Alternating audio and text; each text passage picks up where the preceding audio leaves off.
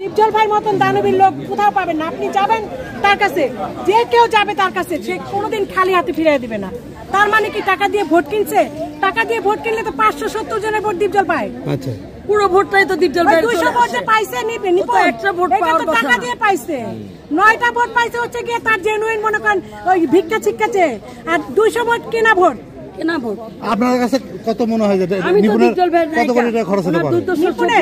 আমি এখন 500 কোটি টাকা আছে সে জানে, কারণ উনি তো অনেক বড় স্ট্যাটাস লেভেলের মেয়ে, আমরা তো ওই স্ট্যাটাসে পড়ি না। এখানে কত কোটি টাকা খরচ করছে উনি জানে কত কোটি। আমি তো ওনার ওই টাকার হিসাব নিতে যাব না ভাই, আমরা কোন জায়গা থেকে টাকা পাই না। আপনারা বলছেন আনুমানিক এখন যদি 12,000 টাকা দেয়, সেখানে আপনি হিসাব করেন। আপনি কেন সাংবাদিক হয়েছেন? আপনি আমাকে বলেন কেন? আপনারা কিন্তু 18,000 আমাদের চেয়ে বেশি জানেন আপনারা, আপনারা কেউ মুখ খুলছেন 3 বার দিছে। না না, এক একটা ক্যাটাগরিতে সে নিছে। আচ্ছা, এক একটা ক্যাটাগরিতে 12,000 থেকে শুরু করছে, 3,000 থেকে শুরু করছে। এরপরে সে কেন টাকার কথা বললাম এই কারণে যে দীপজল ভাই কত টাকা পর্যন্ত দিছে? সর্বোচ্চ 30,000 টাকা দিছে উনি, সর্বোচ্চ 30,000 টাকা দিছে। আর এরপরেও আমরা শুনেছি, যেটা চোখে দেখিনি, সিনিয়র বাসায় যে টাকা দিয়েছে, আমাদের রেবেকা আপার বাসায় যে জোর করে 4,000 টাকা দিয়ে আসছে। কেন 4,000 টাকা শিল্পী সে কি কারণে দিতে গেছে বাসায়? কখনো তো বাসায় যায় না, এই ভোটের সময় বাসায় যাবে কেন? আমাদেরকে দিয়ে চেয়ার তুমি ব্যবহার করছো, জায়েদ খানের চেয়ার তুমি বসছো, জায়েদ খান পাস করা ছেড়েতে তুমি তাকে বাদ দিয়ে বসছো, ওটা নালে মাইনে নিলাম। দীপজল ভাইটা আমরা মানবো না, এটা মেনে নিতে পারি না। আমরা দীপজল ভাইকে চাচ্ছি, আমরা এখনো চাচ্ছি, তখনও চাচ্ছি, আমরা রাজপথে নেমে যাব।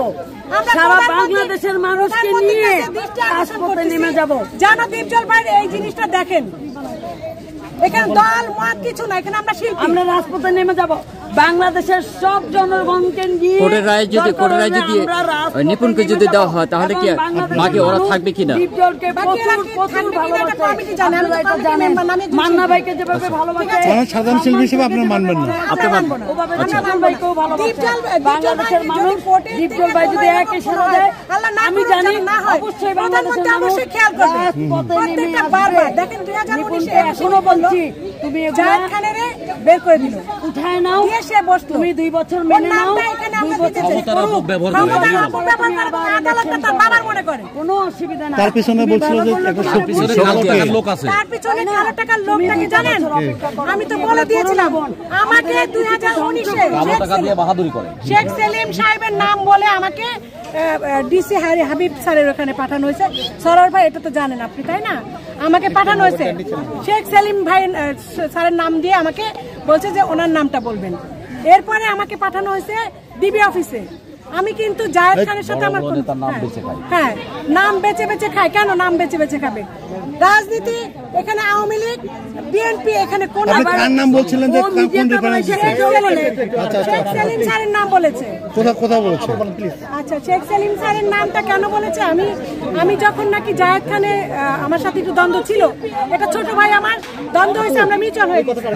হ্যাঁ বলতেছি আমি, বলি তো সেখানে সে কিন্তু আমাকে ডিআইজি হাবিব স্যারের ওখানে কেন পাঠাইছে, কেন ওই জিনিসটাকে ক্লিয়ার করো।